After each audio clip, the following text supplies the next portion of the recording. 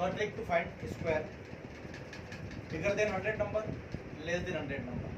एक एग्जांपल 104, इसका स्क्वायर अगर हमको निकालना है तो इसमें ये 100 से 4 ज़्यादा है, 4 और ऐड कर दीजिए तो 108, हमने 4 ऐड किया है, 4 का स्क्वायर 16, तो ये हो गया 104 का स्क्वायर।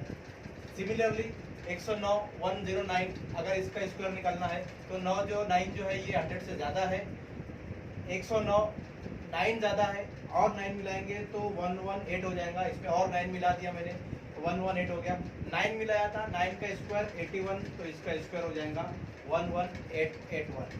सिमिलरली अगर 100 से छोटा है नंबर, स्मॉलर देन 100, देन 93 है, तो इसमें जो है 93 और कम कर दीजिए, 93 में 7 कम है, ये 100 से 7 कम है और 7 इसमें अगर हम कम कर देते हैं तो ये हो जाएगा 86, और 86 100 से ये 7 कम था, हमने और 7 कम कर दिया, 86 हो गया। 7 का स्क्वायर 49, तो यहाँ लिख देंगे 8649, इसका स्क्वायर हो गया।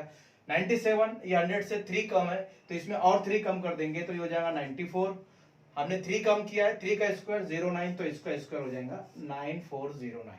That's a short trick.